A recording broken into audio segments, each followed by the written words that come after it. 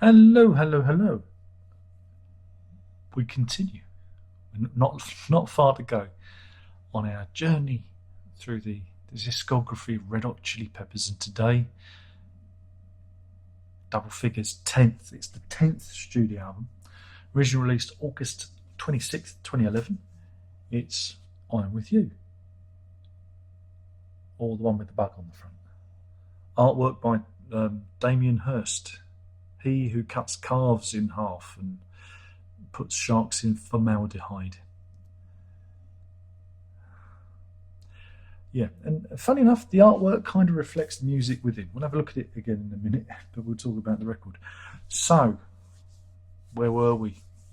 After Stadium Arcadium 2006, old John Frusciante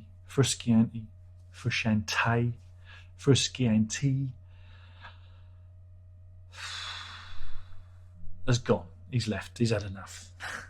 He's gone. He's on his bike. He said, "I'm out of here. I'm off I go." And so he had other projects. He's got his solo career and things like that to get on with. So what's going to happen? Oh, who joins the band? Well, it's a young chap called Josh Klinghoffer. I can say that, Josh Klinghoffer, and he played with the band. I think he was guitar tech and also played. There's a backup guitarist with the band, so he was very much a natural fit. So because he worked with the band before, so it wasn't like Dave Navarro coming on.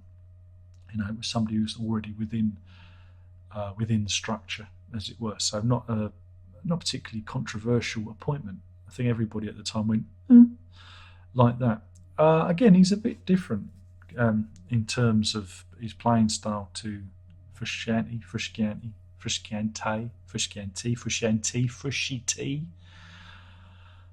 Bit different. But we also see the sound of the music has changed somewhat. We still have Rick Rubin on production, but it's echoing what we heard on Stadium Arcadium. It's a very clean, almost antiseptic, like the cover. It's a very clean, methodical sound. In the interim period, Flea had gone off and studied music and learnt the piano. That's interesting because you notice his bass playing style. His bass playing is markedly different, and it's markedly different to it's before it's more of an instinctive. Now there's a precision in his playing. There's a doggedness which didn't used to have before. You got the feeling it was just all like nervous energy, adrenaline. Here he's in the pocket, if you know what I mean. The songs again, there's another level of maturity. Again, like when Dave Navarro came on, the guitarist obviously brings some sort of arrangement skill with them, and Klinghoffer with Flea, Klinghoffer also composed on the piano, and you hear that there's a couple of things on here. I think probably the most notable one is Happiness Loves Company, which I think is probably one of the stronger tracks on the record. That's a real solid one. Anyway, I haven't really gone through it song by song. Again, it's 59 minutes 15 seconds long, so this is really short compared to Stadium Arcadium.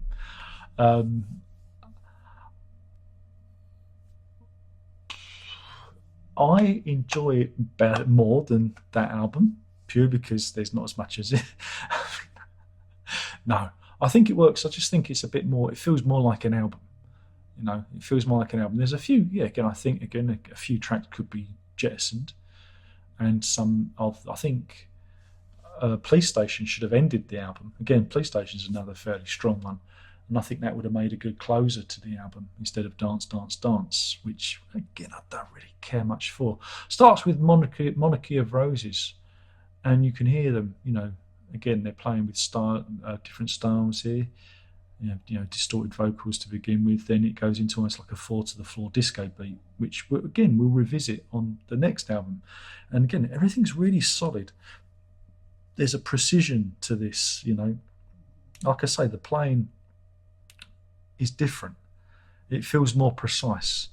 Again, it's another level of maturity that you get in the playing. I mean, not that they were sloppy or anything. It's just everything just seems to be just a little bit more, I don't know. Precise is the best way I can describe it. Monarchy of Rose, it's good. It's a good track. I think it was also the first single off the album. At the time, anyway, I've got to rewind. At the time, I didn't buy this record.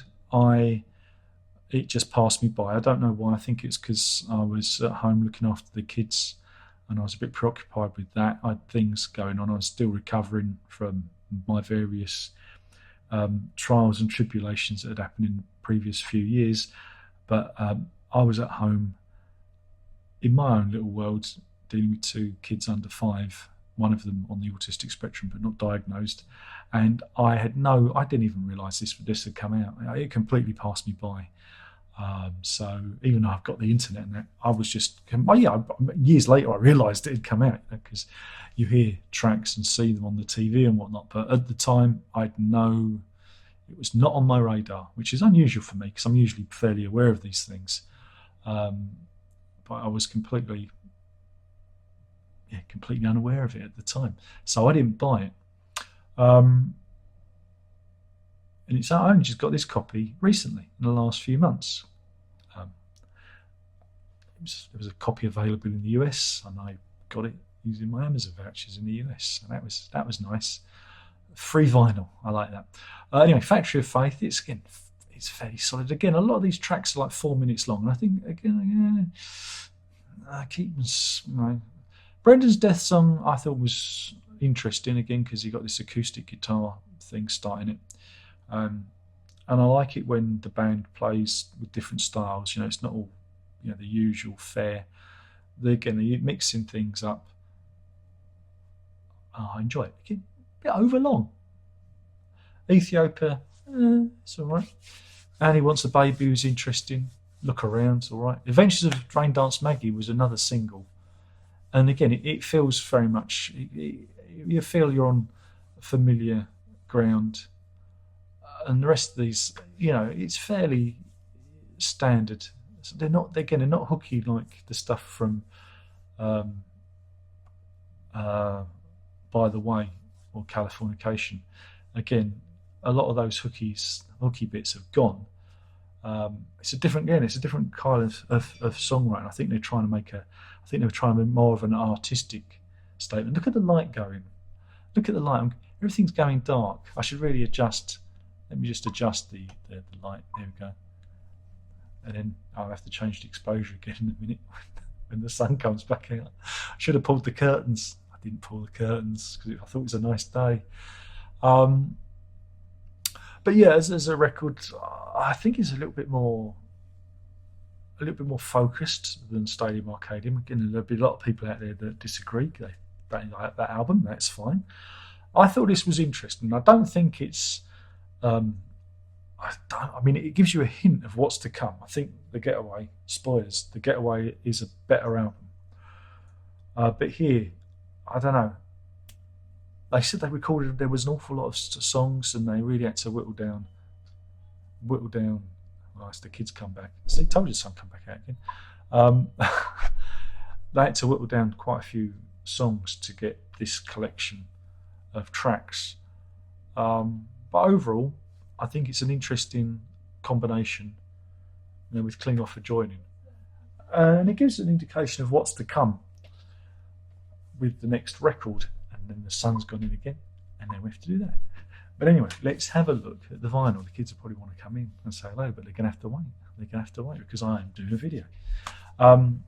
So this is the vinyl. It's a double again. Like I say, we have this fairly minimalist.